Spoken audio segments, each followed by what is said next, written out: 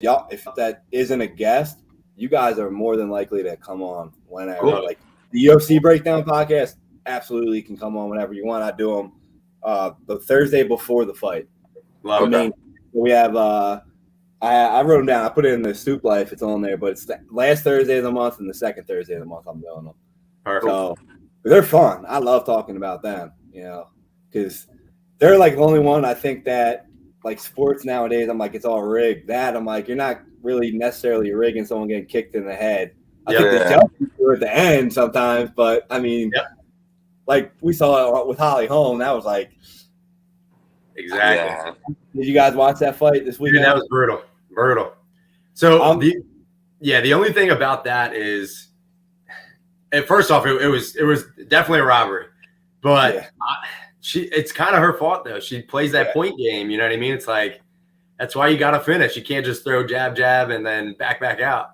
You gotta. I will say though, I am happy because I actually had her losing. So it's the first time I've ever actually been on the right side of the bad judges call. I was like, I won $50, so I'm not complaining. But I was like, I mean, I'm still pissed off about that Peter Yan fight. That thing cost me a lot, but I mean, that was a close fight though. But it is what it is. That was brutal too, though, in my opinion.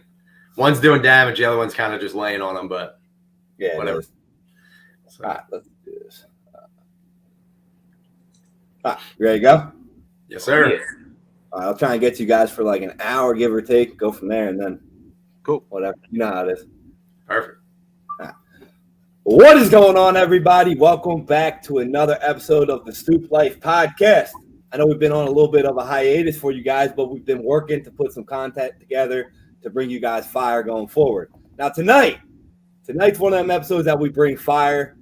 Honestly, specifically because we've been waiting to do this podcast for like a month because between being busy, being sick, everything going on, we had to keep pushing it back. Between the Sixers, unfortunately, they lost, but we had to push back because of them. But that just means this episode's going to be great because I've been looking forward to it for a while. But tonight we got two guests on the podcast. We got brothers coming on. The one guy you've seen on here before, Matt Giovinco, is on the podcast again. And we got his brother coming on the podcast all the way from Arizona. We want to welcome on Drew Giovinco onto the podcast. Before we get started, guys, I just want to say thank you guys for coming onto the podcast. And we're looking forward to having you guys come on more. We just talked about it off camera, guys. These guys love UFC, specifically Drew. And we're going to have them come on and do more of our podcasts there. So they're going to be funner. So we're looking forward to them. So thanks for coming on. Guys, first I want to say, again, thank you. And as we get into the podcast, make sure at the end we don't forget to shout out all the stuff you guys got going on as well. Because I'm going to start sharing that more into the podcast, because you guys are great people. You're like us. So get going. So to start it off, we'll start off with you, Drew. We want to know. I'm gonna leave it till later because we've already said it about how you guys are phenomenal dodgeball players. But I want to know how you guys got into that specifically. How you guys got into sports life. So Drew, when did you start like knowing you wanted to get into sports, and what was like your first specific sport that you remember that you just loved playing? Well, first off, thanks for having me on. Appreciate it. I love to do the UFC breakdown podcast. That'd be sweet. But right off the jump, as early as I can remember, my dad always put us into sports just because he loved sports growing up. So he was like, my deal with you guys is I'm going to make you guys play each sport for at least one season. If you hate it, you don't have to do it again. So we pretty much played every sport from, I think, 3 or 4 years old. We started wrestling. I hated it, but I think just because I started a little too early, and our cousin was like a phenom wrestler. So if you guys ever go to like Plymouth, Plymouth White Marsh. Yeah, Plymouth White Marsh High School. His banners are like all over the gyms. But to wrestle him, not fun. Yeah. And he's like, I think he's almost 40 now, but he could still whoop us bad. But so we did wrestling, then we got into soccer. Soccer was probably one of my better sports. We got into like travel soccer for a while. Played baseball until they started throwing like curveballs and junks and stuff like that. Then I couldn't hit no more, so I hated You baseball. sound like me. Yeah, dude. Yeah, I hit a fastball. That's it. But from there, we played basketball a little bit. I actually, so funny story. I didn't know you might know about this, Bobby, but I actually got kicked out of Norristown High for truancy. So I never finished. Yeah, I never finished Norristown High. I skipped way too many days of school. So halfway through 10th grade, they kicked me out, and I went to an alternative school, and all they had was basketball. So I played on the basketball team. So I got decent, but I'm terrible now. I suck. But anyway, we played hockey all of our life too, but we weren't poor, but we were like lower middle class. So we usually played like street hockey or roller hockey. Yeah. And then we got into ice hockey, what we could afford it after college and stuff like that. But getting the dodgeball, First Presbyterian Church in Norristown, a lot of people that listen to your podcast probably know where that is. There's a sports league in the basement there, and Mr. Plickta and Master Plickta, who recently just passed away, so rest in peace to him, because those two were the reason why we got into dodgeball. They just started rec league on Saturdays, and we started playing. We're like, yeah, we used to have good arms in baseball, so it's just something to do on Saturdays. So we started freshman year of high school, and when we started playing, right off the jump, me and Matt were on teams. We would always stay on the same team, but we would kind of have like different players on our team each year. And we did well every year. I think we won every championship except for 2, I think. Yeah. And then, long story short, we started playing in like these local charity tournaments, because back in the day, $250 cash prize was a lot of money. So we were like, dude, in high school, that could buy you something for a month. So we started playing in those, and we were winning those. So we were like, oh, we could do something with this. And Matt just Googled professional dodgeball, and just like the movie, they had this league in Vegas every year. So we were like, dude, let's go out. So he emailed the guys. They didn't get back to us for like a year, but then they finally got back to us and was like, oh, we have an East Coast tournament in Mercer County, New Jersey. They're like, go out there. If you guys do good, we'll invite you out to Vegas. So we're like, all right, sweet. So we got all the best guys from the Norristown Rec League. And I was like, John Iorio, John Kidd, the Farriers. I might be missing someone. Am I missing someone, Matt? Yeah, I think Billy. Did Billy play with us the first year? Yeah, Billy Plickta played with us too. But so yeah, we go out there the first year, and we played with the foam balls. But this tournament is the rubber, like old school rubber balls. So we were like, we never played with these before. But we ended up coming in second, and we beat their Boston pro team. So after that, we were like, dude, we might actually be good. They were like, oh, come out to Vegas. You guys will turn pro. That's what they kept saying. We're like, oh, man, we're going to make money doing this, blah, blah, blah, blah. So 3 of us ended up going out to Vegas because the rest of us couldn't afford it, because we were just broke kids in college at this point. We fly out there. They put us on a team with a bunch of guys who end up being amazing athletes and friends to this day. They're still playing. But we ended up sucking. Like me, Matt, and Farrier were the 3 that went out. We thought we were good. But we go out there first thing, we're like, why is everybody wearing knee pads? Like, we don't got knee pads. And sure enough, we're like, oh, it's actually great equipment for the sport. But we ended up doing terrible the first couple years, actually. But we didn't realize like how good and like how skilled some of these guys were actually playing. So every single tournament we played in out there, we lost, probably came dead last. But then during their Scout Pro Day, we tried out, and all 3 of us ended up making it, because we were just doing all this crazy stuff. We're like, we got to make ourselves look good. So we're doing like front flips on the basketball court, doing like back flips, all this crazy stuff. So they're like, oh, we'd love to have you be pro because you're good for TV. So we turned pro. We started playing. This was called the NDL. It was the National Dodgeball League. But sure enough, it fell through because all the players were pro status, but we never got paid. In fact, we had to pay way too much to go out there every year. It was like $1,000 just to play in this tournament, and then with another $1,000 for people from the East Coast to fly out to Vegas, obviously, and get like a hotel and stuff. So that league crumbled real quick, and then some of the players made this league. It's called Elite, and it's still going until this day. And that's if people out there ever want to try dodgeball, that's the league you want to get into, because you can actually make money playing. So it's not, I mean, obviously it's not career money, but like you'll make a couple grand if you get in first place, $200 if you get second. But yeah, we've from there on out, we've met people from all over the country. We've got friends still from all over the country. Like I play here, I'll drive 2.5 hours sometimes down to Phoenix because I'm in Flagstaff, and there's a group.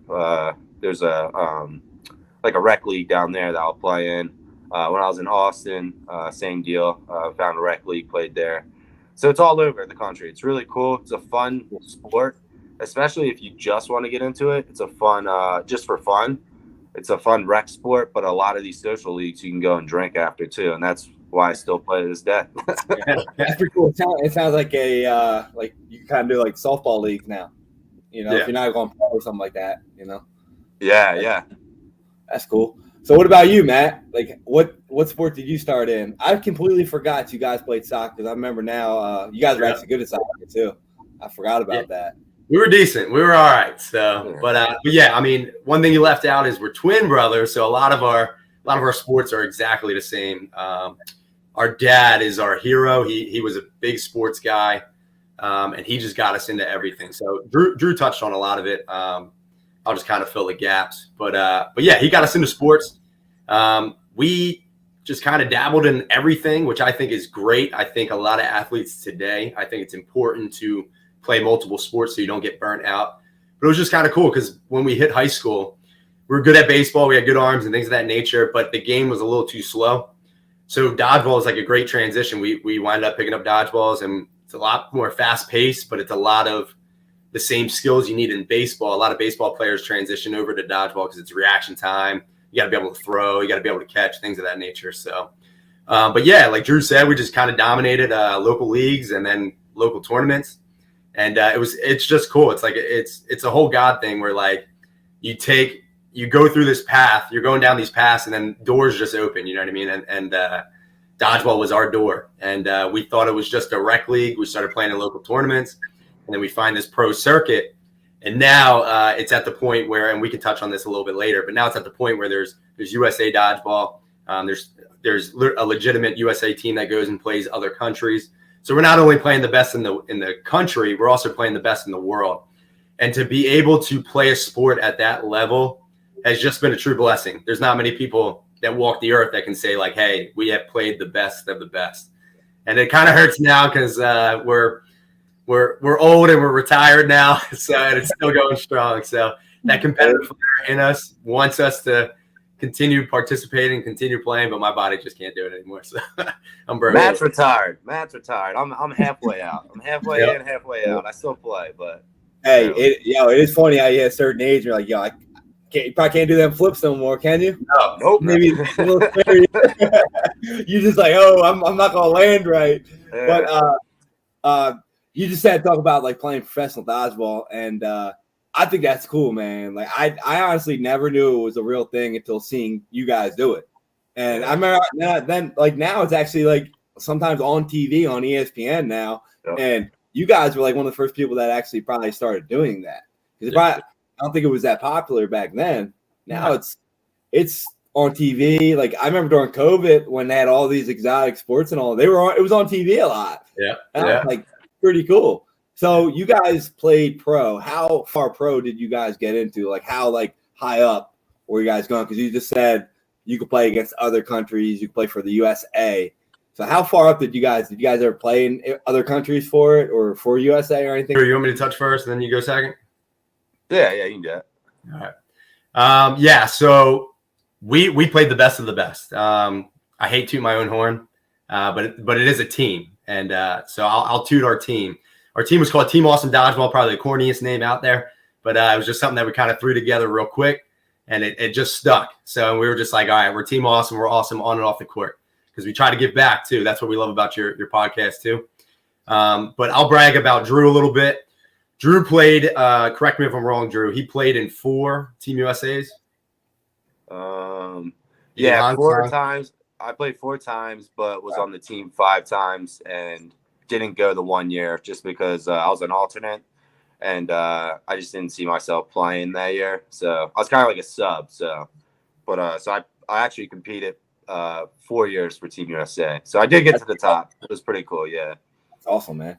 Yeah. So and there's levels to this, obviously, just like at other sports. So think Team USA. It's not Olympics, but it's international play. So you're playing the best of the best. So obviously that's the highest honor you can get. Drew played 4 times. Like he said, he was on the team 5 times. I had the opportunity to play once, and it's one of my greatest memories. I think we were like 23, 24 at the time, right in our prime. But we actually played in New Zealand, and that was amazing. Just an incredible. Wow. Yeah, I'm jealous of that. That's awesome. Dude, it was awesome. So we spent a week in New Zealand. We came in second. Team USA came in second to Canada. Canada was very good at that time. And then we played a week in Australia as well. So it was just it's like a once in a lifetime trip, just incredible. And then Drew winded up playing the following year in Hong Kong, which was incredible. He played recently in Cancun, and he also, the United States hosted a year, and that was in Vegas. So it was exciting. They won gold that year, so that was cool too. They defended the home turf. But to kind of go back real quick, something else that was really cool too is when we started playing serious back in 2010, we played for an entire decade, which was cool too. But when we started in 2010, there was no dodgeball on the East Coast. It was a very West Coast dominated sport. And we just, we were like, we got to find tournaments. There's no leagues. There's nothing. So we literally we spent a decade of our life, like every other weekend, we would travel. And if it was under 12 hours, we would travel. We'd go to Virginia, we'd go up to Maine, we do whatever it was. And we just found these like local tournaments. And it was very odd because one weekend we're playing for $10,000. And then the next weekend we're playing in like a YMCA tournament. So it was just like, it was just where dodgeball was at the time. There was no teams, nothing. So then when we started finding these like pockets of dodgeball communities, we started building it up and we started saying like, hey, you guys are pretty good. You guys obviously see our talent. Let's try and get something going. So to be able to play at that top level, but also be ambassadors of the sport, it just, we really protect the sport, and we really just like, it's a big part of our life. You know what I mean? So it hurts when people are like, oh, that's cool. You know what I mean? And kind of push it to the side, but we also understand it too. But it's really cool to come across people like you, Bobby, where you're just like, that's really awesome. You know what I mean? Like, because it's my thing. It's like, all right, everybody knows how to play dodgeball, right? Yeah. Everybody looks at that. It's a sport. Everybody looks at that. Oh, well, okay. It's like some people look at cheerleading. Cheerleading's not a sport. They practice hard and they go do tournaments and stuff like that, and they can make money. It's not easy. Yep. It's not easy to pick it up. So for you guys to actually get to that type of level and put that type of commitment into something that at the time, even now, it's not as popular, but it is. But then it's pretty cool to me because a lot of people, they quit at things because A, it's not popular, or B, it's not easy. And you guys went after something that was completely out of norm and got to the top level. And like you were like said earlier, like not to toot your own horn, but that's pretty awesome. Not many people reach the top level of anything they do. Yeah. And for you guys to reach it at that is pretty awesome, man. And I remember playing against you guys at Norristown. I remember, man. I still remember we see the board and we would have to look at it. We were retro 8. We had all the baseball players and all.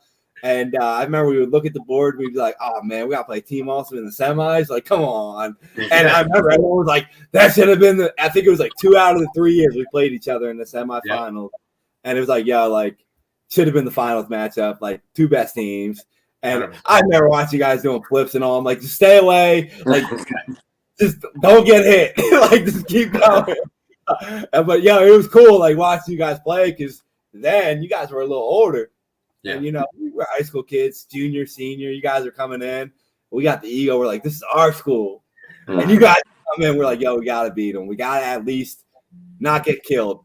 And I remember the first year we played you guys knocked out like 4 out of our 6 guys in like under a minute. And I remember I was in, I think it was Park and Mike Schaefer was still in. And we're like looking at each other like, what the hell happened? Like, like we just killed everybody else and we got to you guys. And it was like, these guys know what they're doing because we were just playing against people. We were just hitting them. We were just baseball, just throwing bombs at them. Yeah. Now you guys actually knew like to do. You guys are doing splits and all that, like avoiding the ball. I'm like, they actually can catch. It was pretty cool. So like to know, like I actually played against you guys. I knew like how much commitment you guys put into it. So it's pretty cool. So I have to go back to you guys talking about Team USA I have one question for you about it.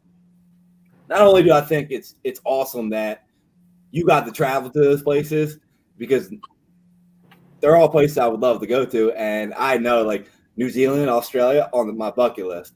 Did they pay for those trips for you, or did you have to pay for them? Drew, you want to touch on this one? Yeah, so it was like sponsorships pretty much, and as it got bigger, it got easier to get sponsored. So the first year when I go out to New Zealand, I knew nothing about sponsorships, so I paid my whole way for it. It was really, really expensive, obviously. But $5,000 flight. yeah. So I think my flight, we did like 11 flights in total because it was all like layovers and stuff like that. It ended up being like, I think it was like $2,300 for all those flights. So that's just flights alone, and then just all the places we had to stay too. So it got really pricey, but I'm so glad I did it just because I think it's awesome. I mean, for you once in a lifetime. Yeah. So then for Hong Kong was the very next year. I was like, there's no way I'm paying my own way for this again. So then I came up with a sponsorship letter, sent it to a bunch of companies and stuff like that too. If you put Team USA on anything, people are going to want to sponsor you. So I ended up having my trip covered except for like food and drink.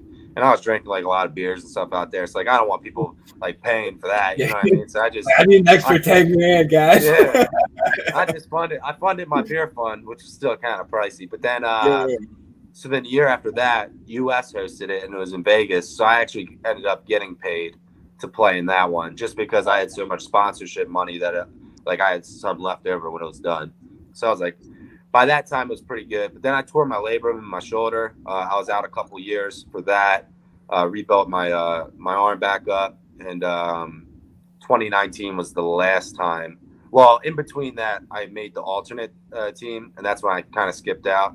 And then 2019 was the last time I played, and I played in Cancun. And it was with my little brother too, Jeff. So that was his first year on Team USA, and it was cool to see him do so well, especially in the finals. And shout out to him. He actually just made the team yesterday. They announced it. So he's going to play in Edmonton, and it's the end of August into Labor Day weekend. So early September, he's going to be playing. That's pretty cool, man. That's awesome. That would be fun. He's kind of taking the torch from the Geos. Like we're on our way out, and he's gonna reap the benefits now. He's gonna be playing for a while. He's I mean, that's awesome. Yeah, he's in his prime. Yeah, that's good though. I mean, you guys led the way. Now he's doing it, and you can teach him what you guys learned. You know, that's awesome. Yeah, because I mean, getting sponsorships not easy either, especially like in something like that. You got to do a lot of work. So I mean, I give you props just for doing that, because that alone, like, people are scared to just reach out and do that. They're just like, I'll pay for it. So like that alone is pretty awesome, man. That you got sponsorships for you, especially to play dodgeball. Like there's probably so many people looked at it like, the hell is this? Yeah, there was. So, yeah. But that's it's crazy though, because I do get it from the other side though. Like when I talk to people about it, I always say, I'm like, you might think it's really cool, you might think it's really corny, but I play dodgeball. Like I've traveled the world doing it, and we've made decent money off of it. There's a couple of tournaments. We'll get into UDC. I guess we get into UDC now, but Sky Zone. A lot of people know what Sky Zones are. Those trampoline parks, but they had a thing called a UDC, which was like you played in your regional tournament. If you won, it started off in Vegas, but then they moved it to Chicago during the later years. But they had a championship, and those prizes were insane. It was like the first couple of years, if you won $25,000. So every year we went out, we made top 8. So we at least made, like, it was either 2,500 or like even $5,000 we made. Yeah. But then in 2014, I think, we came in second place. We won $10,000. And then the following year, 2015, we won the whole thing. We won $20,000 because they dropped it from 25 down to 20, because I think they're giving more money to like lower seed. To the lower seed guys, so like 2 through 8. But yeah, we won the whole thing 2015, and that was awesome. ESPN was covering it, so we got like a Sports Center feature that year. It was really, really cool. Now, is that on, like, can I find that on YouTube and all? Probably. Yeah, so if I can find it. Yeah, if I can find it, I'll send you the link to it. It's pretty cool. Yeah, it was our 5 minutes of fame. I mean, it's like the kids when they're Little League World Series, they get on, then 20 years later they go like, look at this. Yeah. I mean, it's cool because like you're doing something you love that's hard and you get on that, you get recognition for. That's pretty awesome, man. Especially doing that big money. So when you guys start telling people, yo, I play dodgeball, say, yeah, we won a dodgeball tournament that paid $20,000 before, just so you know. And they're like, oh, it'll change people's tunes on how they look at it. Yeah, really. Yeah. I joke around all the time, like, because there's a couple videos we're in where I think the one's almost at 20 million views. The other one's like almost 10 million views. So we're in some videos that are popular on YouTube. So I always joke around. I'm like, I'm the most famous person you've never heard of. So that's where we're at. That's where Dodgeball's at. To go back to Drew getting sponsorships and stuff like that for the tournaments. Again, people got to remember, we're the foundation of the sport. When we started, it was just starting out. So it was really cool. You think of like the Babe Ruths of baseball and stuff like that. That's kind of where we're at. Not saying we're Babe Ruth or anything, but just where how it's relative with the sport. We're literally the building blocks that people are kind of standing on now. And it's just something else I want to touch on too. We talked about our younger brother. Just for people who are watching who are involved in other sports, there's no greater joy, in my opinion, when you're playing a sport than bringing up the next generation and having them surpass you. And to be able to have our younger brother do that, I think is incredible. I think it's even better than anything we've won, because you're able to take, you know what I mean? You're able to take this person and teach them. And it's not just us. We can't just take the credit. He's learned from other people too. But to be able to have our younger brother, I mean, he's playing on Team USA. He's 24. He's in his prime. He's got at least 6 more years where he's just going to continue dominating. But he can ball. He can play. And it's just really cool to see him just kind of taking the reins, and we're fading out, and now he's coming into his own. So it's really cool. So just to kind of wrap it up, it's really cool. If you guys, whoever's watching, if you're playing sports, don't forget that aspect. It's not just about you. If you can take somebody underneath your wing and teach them up, it's a way better feeling to see that next person surpass you. It's weird, but at the same time, it's a really cool accomplishment. So. Oh yeah, no, I understand what you're saying, because that's why I love sports so much, because like that you can relate that right to life. Yeah, like everyone that like you do a podcast and all, like I learned from somebody. I was terrible, and now I'm trying to teach other people to do it to be better. Same thing in sports, you know. And it's great to see them succeed in it under you. Yeah, and then like, yo, you guys aren't old. You keep saying you're old and crippled. But you're at a good age where now you can actually start and like use your stuff to help sponsor him to do things, which would be like, that'll be even better for you, because you'll be like, yo, now like you're still involved with it, just in a different level. You know, it's like when Tom Brady is like 60 years old, he's going to end up moving on. You know, it's like he'll move on. But no, I think it's cool that you said that, because like a lot of people don't understand that, and they take it, and then when they're done playing the sport or something, they're done. And then they're like, oh, I don't want that guy to be better. Like, no, this and that. And, you know, you see that a lot in professional sports now and all, like in football a lot. And it's like, nah. So I like to hear you say that just shows your character. And I know you both have that. So that's pretty awesome. So with that, Team Awesome. Do you guys still you guys ever going to have a comeback tour? You know, comeback tour on the local charity, the local events?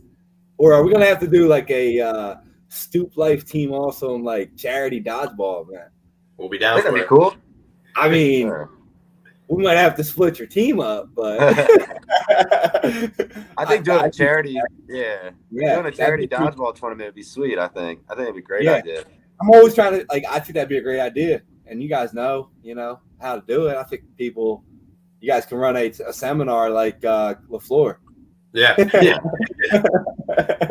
So to answer your question though, we've talked about it. I mean, we joke around, we say we're broken and things of that nature, but again, the competitive nature in us, like when Team USA was named, I'm sitting there and I'm sure Drew's thinking the same thing. We're looking at some of the names and we're like, I think I could have made that team if I would have tried out. So it's just like, that's just that competitive nature. No disrespect to anybody who made the team. It's just that competitive nature. And you know it, Bobby, too, where you're just like, you're looking at that roster, you're like, I think I can still hang with these guys. You know what I mean? So there's still tournaments. Obviously, it's growing. So there's still tournaments that are happening that I've talked to Drew, another guy on our team that we're super close with. His name's Chris. He kind of retired the same time we did. And but we always hit each other up and we're kind of like, yeah, there's a tournament in Philly. You think we can bring it back and run it back one tournament? So we're always joking around and talking about it. If the stars align, we're all over the place. But if the stars align, we'll definitely bring it back. And I still think we could hang too. I think we could do a pretty good job. And we didn't the comeback tour of like NSYNC and Backstreet Boys. There you go. We're a little bit more serious than those cats, but something we didn't touch on either is we talked a lot about USA Dodgeball, but here in the States, there's a tournament called Elite, and that's it's really been set up, and it's really cool. There's a North region, a South region, an East, and a West. And what happens is you play 3 tournaments in your region. You can travel and play in other regions, but you mostly focus in on your region. And it's a point system. So depending on how you do in each of those tournaments, is your ranking going into nationals. And there's a different place each year where nationals is at. And our team was very good. We ran the East Coast for a while. Then there were some other teams that popped up. Shout out to Anarchy. They're a really good team. But they gave us some fits, and then some other teams gave us some trouble as well. But it's just cool to, again, through that whole decade, to be able to dominate the East Coast like we did. It just shows the system that we have. We always joke around. We're kind of like the New England Patriots of dodgeball, because I think we've had the most people funnel through our team, and it's just our system just works. Like, we don't have the greatest arms in the world. Drew's our strongest arm, but he'll even admit he doesn't have the strongest arm. There's guys out there that have stronger arms than we do. But our system and just how long we've been playing together, we just said, hey, new guy, come in. This is what you're going to do, and this is what we're going to do, and we're going to make it work. And there's so many tournaments where we would just go through, and didn't matter who was on the roster. We just kind of made it happen. We made it work, and it was just it was an awesome time, a great blessing. Bill Belichick. Yeah, exactly. Do your job. hey, if that's going to work and you can actually put that into it, like implement it into that, why not? If it's going to work, if it's going to make you more efficient at it, why not? It's easier for everybody too. So that's pretty cool. Well, overall, how many tournaments do you think you guys actually participated in? I'm just curious. I know you probably don't have the exact number, but like, it's got to be a lot, because I know you guys were doing it, like you said, 10 years. It's a lot. You probably did a lot. Yeah. Well, let's think. 10 years every weekend. That's 52 weekends out of a year. Almost. So let's just say like we did every other. Say 45. No, I would say we did every other weekend. So what do you think? Like 4,000 tournaments? We'll do 26, because 52, 26 times 10. So you're looking at anywhere between 2,000 to 3,000 tournaments we probably played in. It's pretty wild. Yeah. A lot. So, we've won a lot of them. So, listen, one of the things I want to do is we always take photos of tournaments we win and stuff like that. So I always wanted to go back and just like see how many tournaments we actually won. So we'll revisit this, and we'll get back to you and let you know how many we won. That's probably a pretty interesting number. Yeah. Yeah, I would argue we probably won over half. Would you say, Drew? Won over half of the tournaments we've been in? Yeah.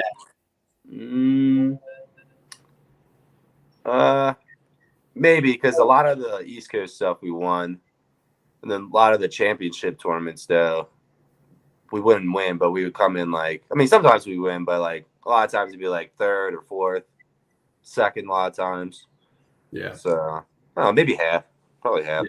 We'll go 49%. Yeah, 49%. Yeah, hey, stay humble. That's pretty awesome. You Yeah. guys doing a tournament every other weekend, give or take.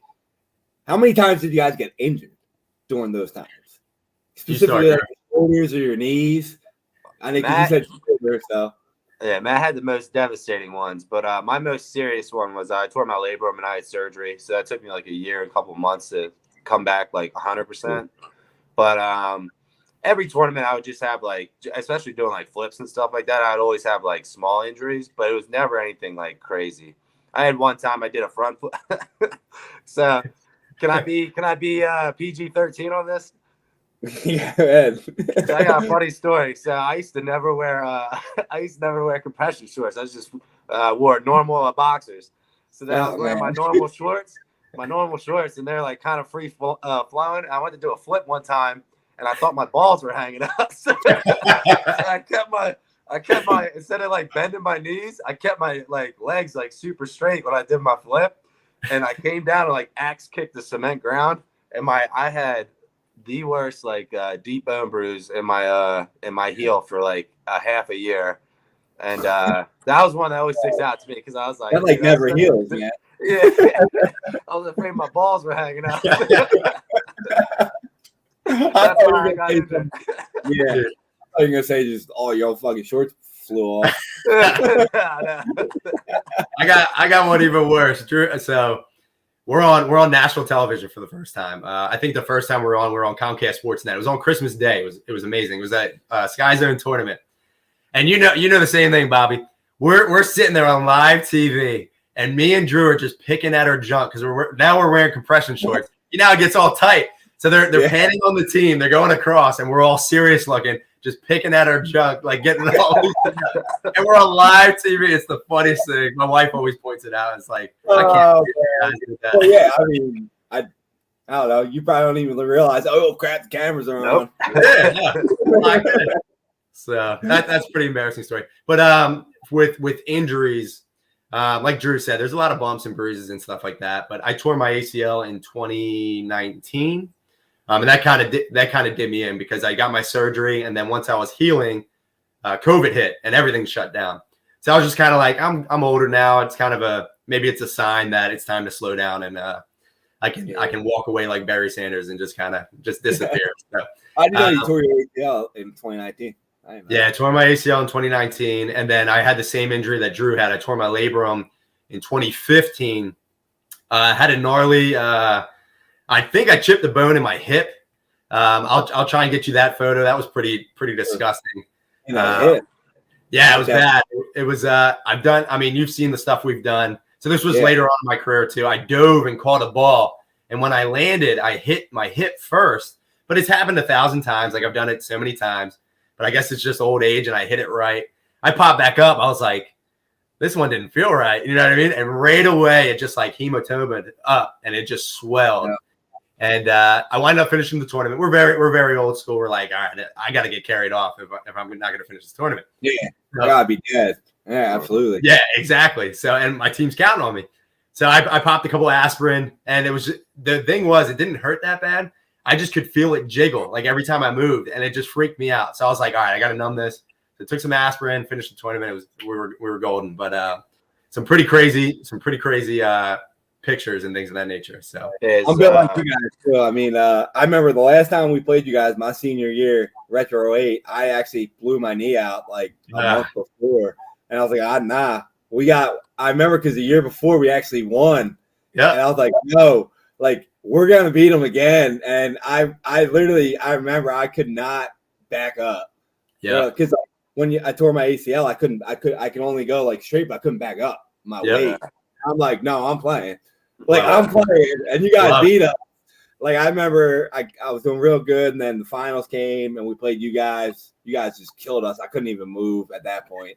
It was like what 3 hours in, like 8 games. I'm like, my knees like just huge. I'm like, we'll get a sub, and I was like, the hell you will.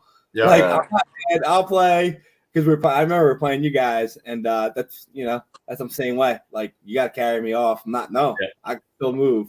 So I do want to say the labrum shoulder though. Like a lot of baseball players get that, and they can't throw after. So how did you guys feel coming back after that? 2015, and what year do you have it, Drew? Mine was the very next year, so 2016. Yeah. Back-to-back years, torn labrum. Twins. Yeah. Twins.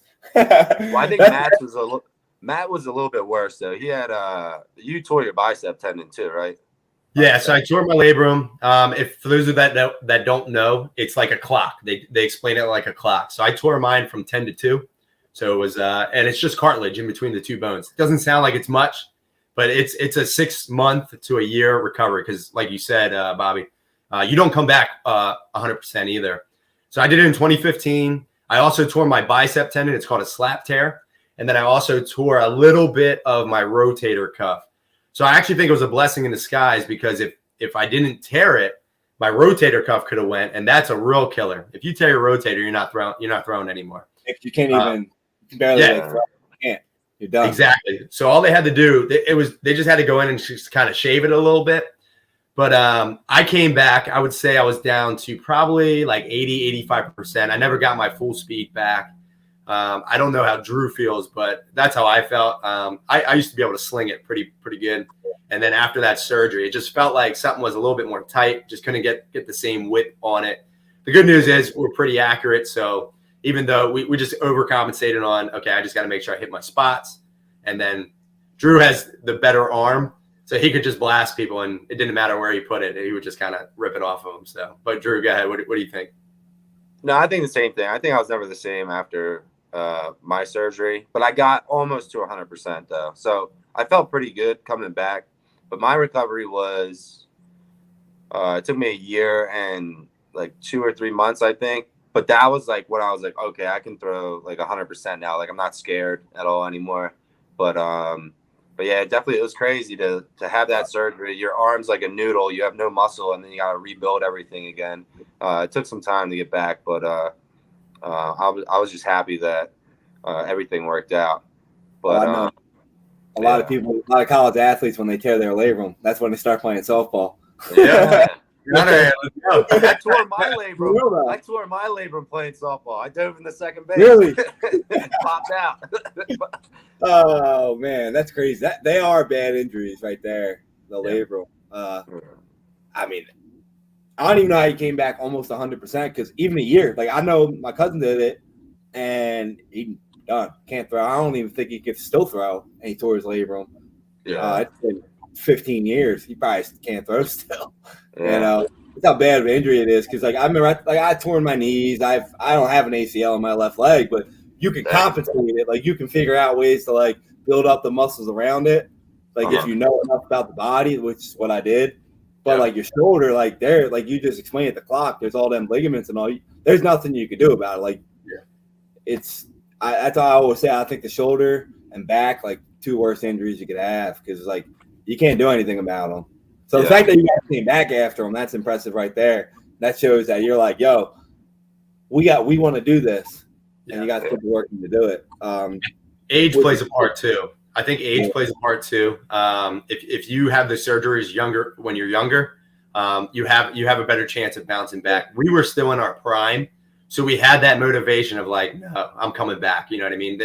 And again, levels. There's levels to everything. We're playing the top of the top. So when I went into surgery, I told my doctor, I said, listen, I got to get back to 100%. I play this sport and I play it at a high level. Do what you need to do to make sure I'm there. And he said, I got you. I'm going to make sure this is nice and tight. You're not going to ever have to you're not going to tear this again.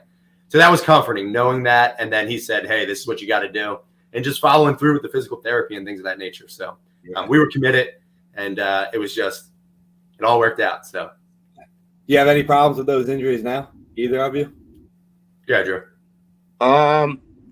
There's definitely something wrong with my arm again. That's why I'm kind of like halfway in, halfway out. Like, I know it's not me taking care of it like I should, honestly, just because I don't. I'm kind of old school where like I'll play in a long tournament, and then after, when I should be stretching, I'm just going to the bar and drinking a lot of beers.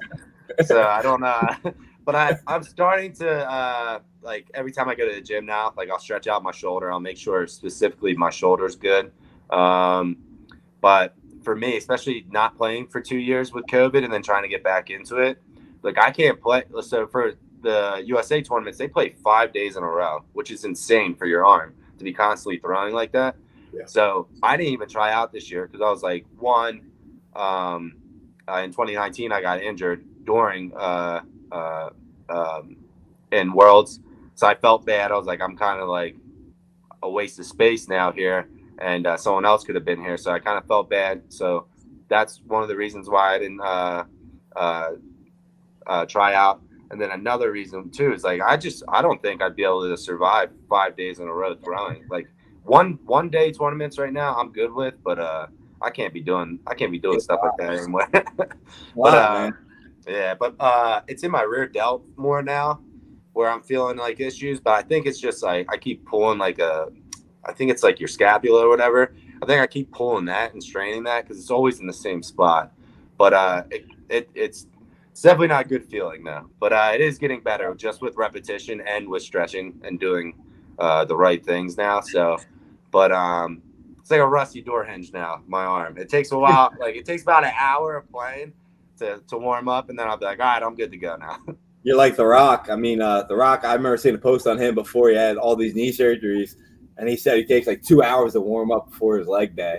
Yeah. And I'm like, oh, I mean, like, Committed. if you don't, you're going to end up getting hurt again. So it's like, it's like you said, like Matt said, you get older, you don't recover as good. So you got to start doing different things just to feel better, just for a normal day, not even just to play dodgeball. You know, you sleep on that shoulder wrong, you wake up, you're messed up for the whole day. You know. So what about you, man? How do your injuries feel now? So shoulder was when I was in my prime. So it's just scar tissue. And the thing is, for anybody who's watching who's had serious surgeries, will probably agree. Some people are just phenomenal athletes and they never feel it anymore. But for me, at least, the 2 surgeries that I've had, I feel like they're injuries that I'll always feel. You'll still be able to compete and do things of that nature, but it'll always still be there. You know what I mean? It won't ever be back to 100% or back to being the same. But I also wanted to touch on, Drew touched on how tournaments are set up too. I wanted to go there real quick just to show some of these athletes that play. You look at a baseball pitcher, they throw about 100 pitches and then they get 5 days rest. The one negative for dodgeball, it's great for players because you get your money's worth, but the one negative for health purposes is any nationals you go to or any really high-end tournament that you play in, you're playing either 3 or 4 days in a row.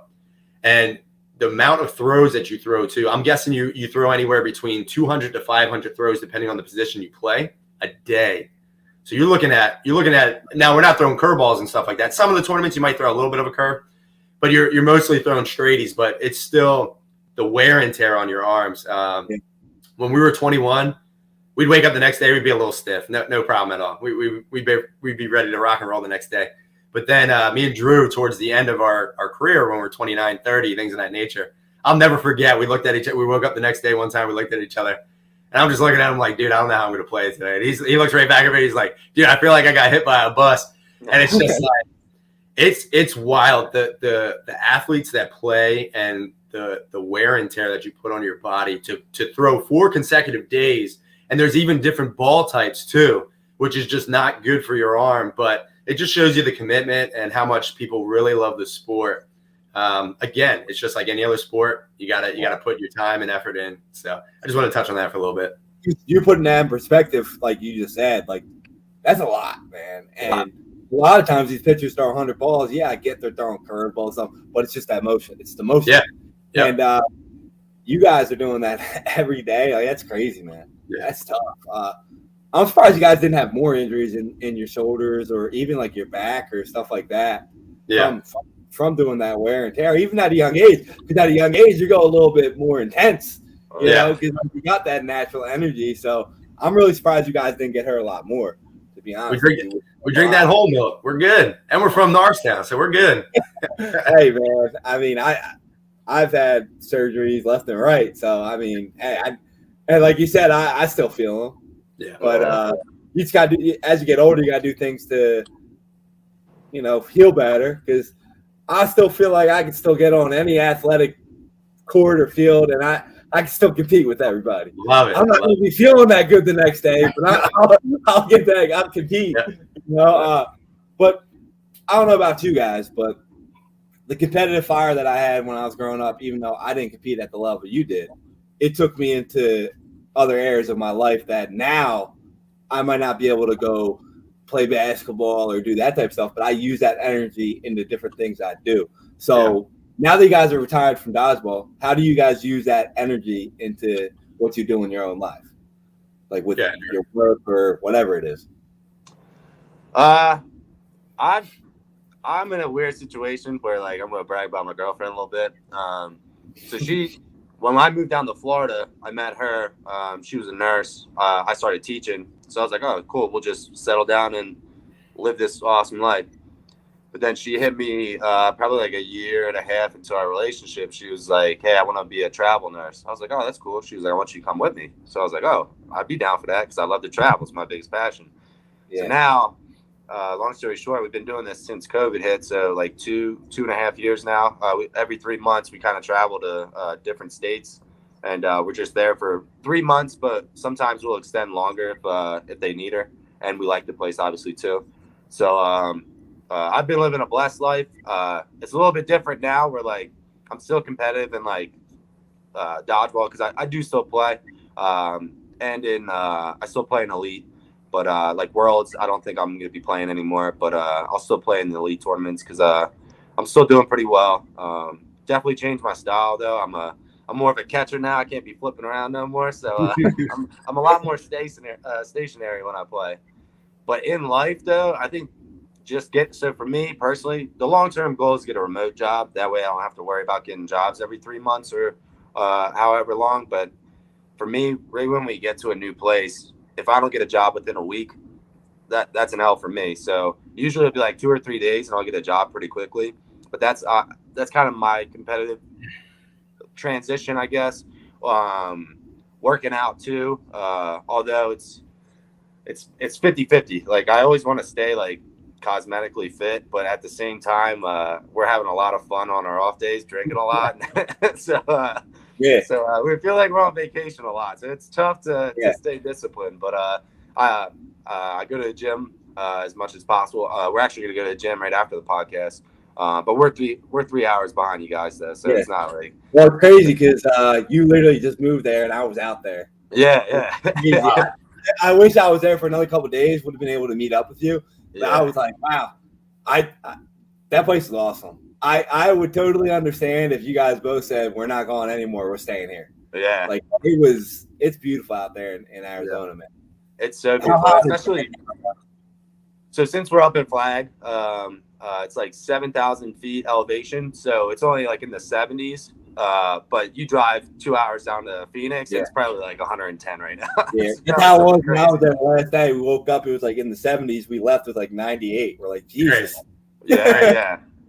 But yeah, you got to see Flagstaff though. It's beautiful and it's so cool too because when I thought of Arizona, I was just like, oh yeah, it's just desert, but it's not. There's so much different stuff here.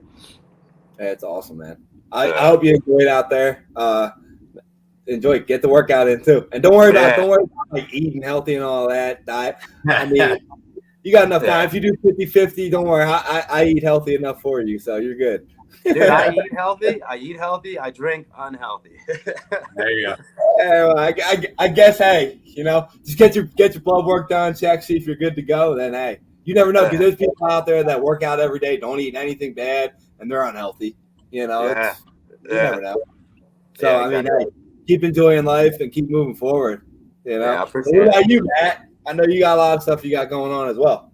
Yeah, I want to talk first our career and why I think we were so successful, and I think Drew would agree with this too.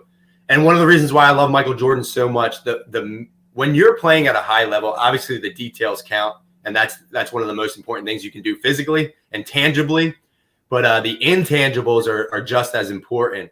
And with Michael Jordan, his mind was just so strong. And me and Drew had this mindset of, first off, I think one of the coolest things about this was me and Drew were teammates throughout this whole thing. And to be able to do it with your best friend and your brother, your twin brother, was just incredible. And I was able to I was the captain of the team. Drew was captain as well. But I kind of ran the plays and all that kind of stuff. But just to be able to push each other's buttons in a way where I would fire him up and then he would fire me up. And we would say some nasty stuff to each other. But we had that Tom Brady mentality of like, hey, this is just on the court. We're firing each other up. We're playing like crap right now. Let's figure this out. So I think our mindset is what really took us over the edge to beat a lot of these teams. We even joked about it too. Same thing as other sports. You go to game 7. It was tournament style. So whenever we're in a game 7 or we're facing elimination, we joke about it, but we were kind of serious. Me and Drew would be like, we're going to die on this court. Like we had that mindset of, I don't care how tired I get. I don't care how far down we are. We're going to win this game. And there's a lot of – the cool thing about dodgeball is I know Norristown's tournament had a time limit, but in an elite and things like that, there's no time limit. So Drew could be the last person left against 5 people. And there's been dozens of times where he comes back and he beats all 5 people because we had that mindset of, and it's kind of a fighter's mentality too, where we grew up, where I got 5 dudes in front of me. They're not beating me. You know what I mean? You just put that in your head. You're like, I'm not letting this dude beat me. And we even joked about it a lot of times. We'd be like, just picture you're in a fight. And like, do you want to get embarrassed in a fight? Absolutely not. Pretend this dude's fighting you and he's trying to take your girl or whatever it may be. And you got to take these guys out. You know what I mean? So we had that mindset. And that's why, like, I love growing up in Norristown because it really taught you, like, you got to fight for everything you want. And I think that's the blessing of growing up in a place like Norristown where nobody's going to hand you something. You know what I mean? You got to just go and get it. And that's what I love about this podcast, too. We got all these people hopping on that they have that same mentality. And even just debating sports, you know what I mean? It's like, I want to win this. I want to win this argument. I want to win this argument.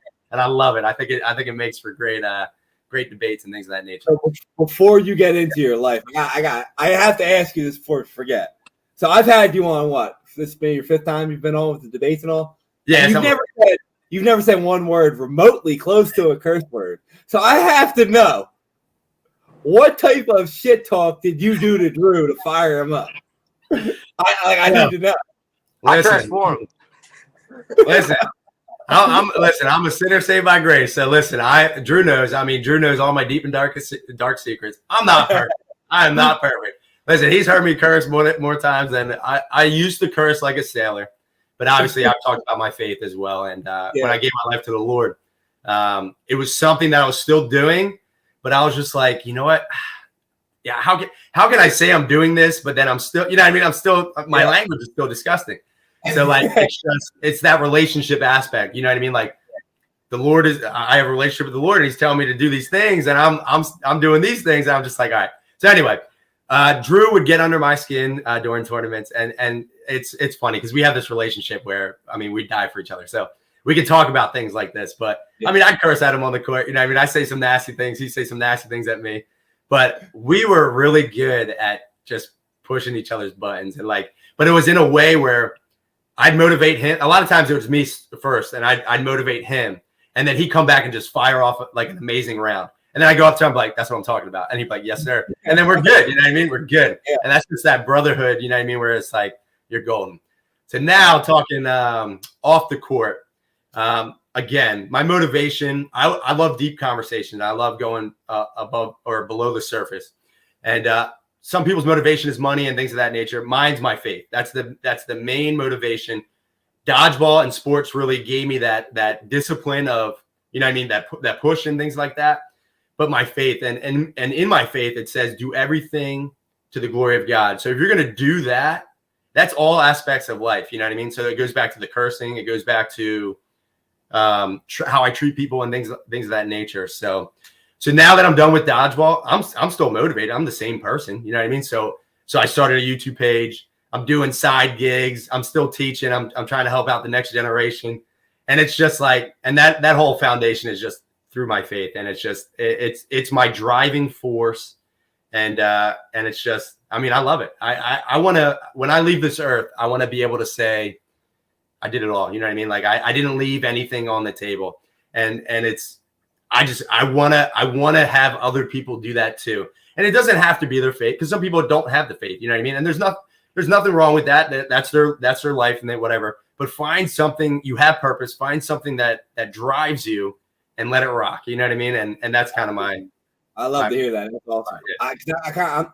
I'm not a faithful person like that either, but I respect you and you doing what you do, talk how you do. It's motivated and I use it in a different way.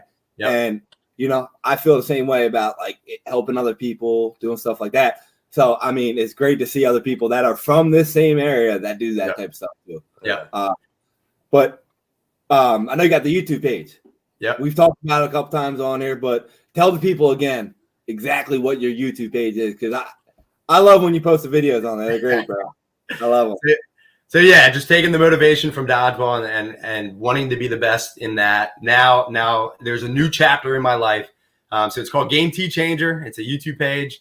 I just do whatever I like. And the main focus though is on music videos. I do reactions to music videos, but the whole thing is to glorify God. So whatever I'm doing, I'm glorifying God. Trick shots, music videos, What else? Mini sermons, whatever you can think of. You know what I mean?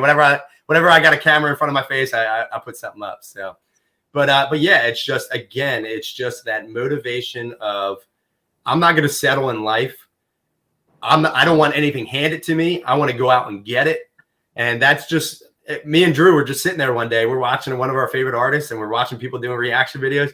And I just kept saying to him, I was like, dude, we can do this. This is not that hard. We can do this. And yeah, we just kind of started it out. And a lot of props to Drew too. He helped me start it. Our first couple videos, it was me and him. And I couldn't have done it without him. And I couldn't have done it without you, Bobby, because I mean you're helping promote the page and things of that nature. And I'd love to get back to, but that's where I'm kind of at now. So yeah. I mean, anytime I see somebody that's hustling out there doing something right, I support them 100%. Yeah. Like it don't matter. I don't even have to know them. Like it just happens. I know you guys for a while, but that doesn't change anything. I respect what you guys do and how you do it. It's most importantly how you do it. Because there's a lot of, that's what I learned when I started doing getting into fitness. I used to try and get into it and like, I need to make money, this and that. And I wasn't making no money, like nothing. Yeah. I was actually losing money because I was putting time in and it was just, nothing was that good. And then once you start to realize, like, if you actually do something to help these people out and to teach them how they could teach other people to do something, 100%. Then you start actually making money. And at the end of the day, it's not really about the money. It's about the purpose you're doing it for. Yeah. So you guys do a lot of that stuff as well. So it's great to see people that are like that. So keep doing what you're doing, man. We love watching you guys do stuff. Drew, I love seeing your pictures. You travel all the time. It makes me jealous all the time. For sure. Come on out. You got free place to stay. Yeah. But, man, guys, I just want to say again, thanks for hopping on. I'd love to have you guys come on again. Like I said before, whenever we got podcast episodes that we're talking any sport, UFC, you guys are welcome to hop on. You don't even got to be like, yo, you guys care if I come on and say, yo, I'm coming on the podcast Thursday. That cool? I'm all for it. Because, Stoop Life, me and Paul, we started this podcast not just for us, but for our town to promote and for people that are like you guys. So you're welcome on whenever you want. You're welcome to promote your podcast, your stuff on our page, on our podcast, whenever you want, man. So, again, thanks for coming on. We greatly appreciate it. And I'm looking forward to having you guys come back on again. So, floor is yours. Say whatever you guys want. And then, Drew, get to the gym. 9:15, we're old. We got to go to bed. Drew, go ahead. Well, I just love seeing you guys kind of cross-promoting each other and helping each other out. It's cool to see guys in town really supporting each other. And that's what it's about. So, nothing about me. Just love talking to you guys and catching up. And I always love talking to you guys. And I'd love to be on podcast again, especially the UFC ones, man. I think that'd be a good time. Your next one, so come on. I'll send you the schedule. Come on, man. For sure. Yeah. But thanks again for coming on, man. We appreciate you, Drew. Yeah, thank you. Yeah, I'm going to shout out Drew real quick. He's being a little shy with his podcast. Are you still doing it? Well, that was the thing. There's not always success stories, all right? I'm taking a break from it. It's just something after dodgeball. I was like, what's something that like I really like doing? And I was like, I think talking to people and kind of like, and it wasn't just like dodgeball people. It was just people that interest me in life. I would have on my podcast. And I was doing it for a little bit, and I thought I enjoyed it, but it just got to a point where like it would almost be a hassle, like trying to get like people on, and like I would want to do it on a day, and that day would come up, and I'd be like, I don't really feel like being on right now. So I'm going to take a break from it right now, just because it's something I'm almost lying to myself right now, where I'm like, I'm really passionate about this, but I'm not.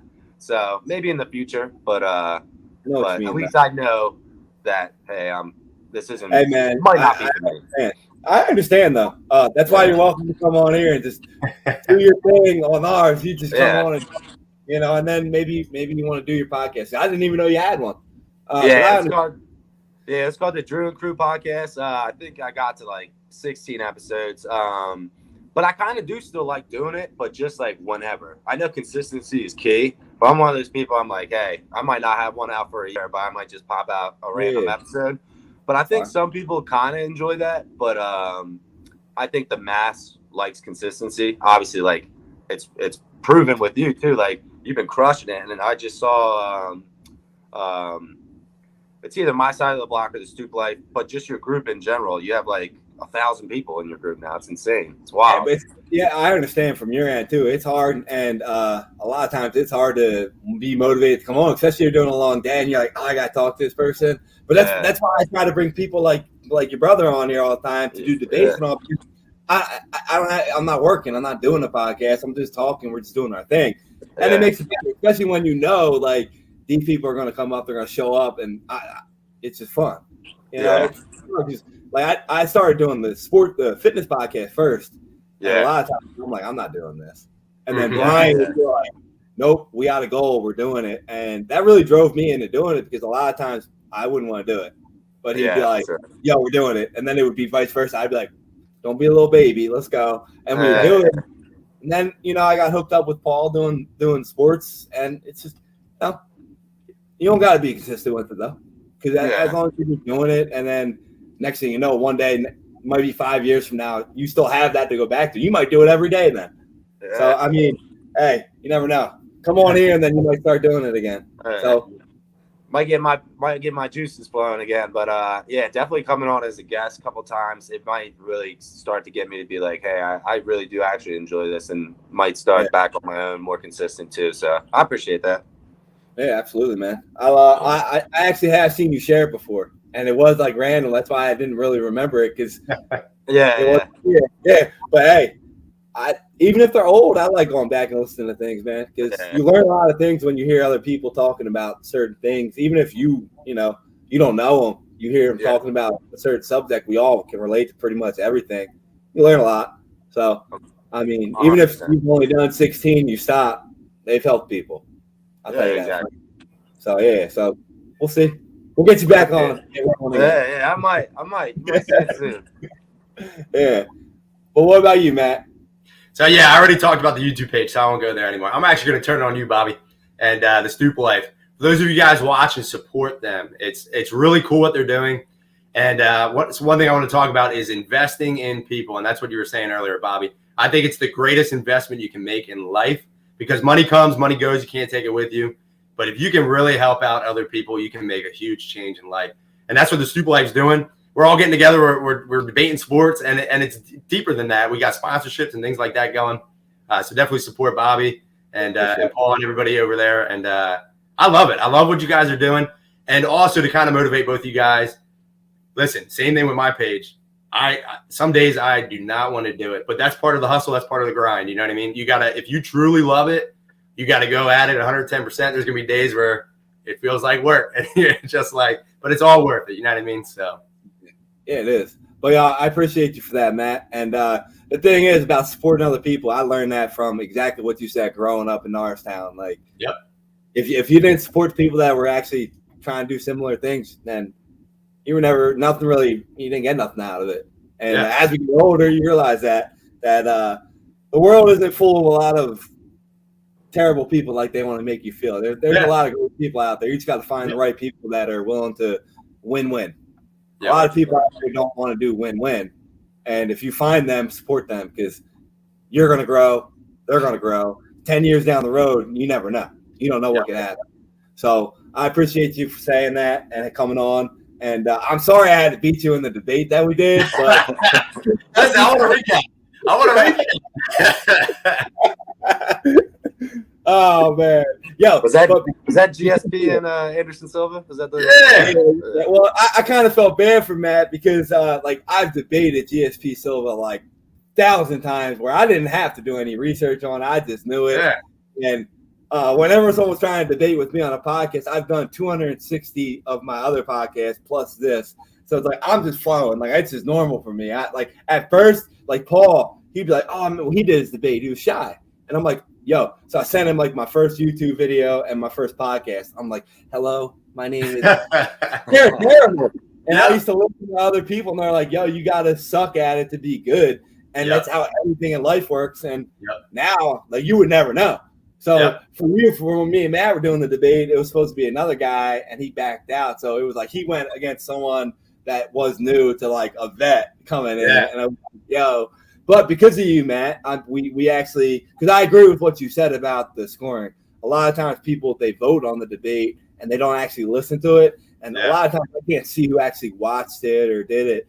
And Yep. they vote for either like, hey, like, I'm not gonna lie, I'm the guy who's running it. So a lot of times people just vote for me, which I don't want that. I don't want to win because people vote for me, but it happens. So we came up with a judges circle now. So now whenever we do the debates, we're gonna let the people vote and say I'm going up and I'm up 31-0. And we're like, because I'm willing to admit, like, if I did a debate, I didn't win. I might have won, but I didn't win 31-0, you know? So I'm like, I don't know about that. So we got the circle going, and that's because of you, because me and you had that conversation. We got a table now. So if it's 31-0 and the judges are 6-5 the other side, well, sorry, that 31-0 is irrelevant then. The judges are going to win. So we're going to do that now and make it a little fair. So thank you for doing that. You're selling yourself short, though. You did great. I'm not saying, you know what I mean? Yeah, I mean, sometimes, you know, like, it is what it is. I mean, it's fun. Listen, I'm used to taking L's. I'm used to taking L's in the debates. So it's all good. Like, you keep coming back on and doing them, though. So, like, hey, keep coming. And not all the time. Like, a lot of times you're going against a topic that's, I mean, nobody was beating me GSP. I'm sorry. Nobody was winning. I got his tattoo on my chest. I know everything about him. Listen, show the tape, though. I stumped you on one thing. So I stumped you on the one, so show the tape.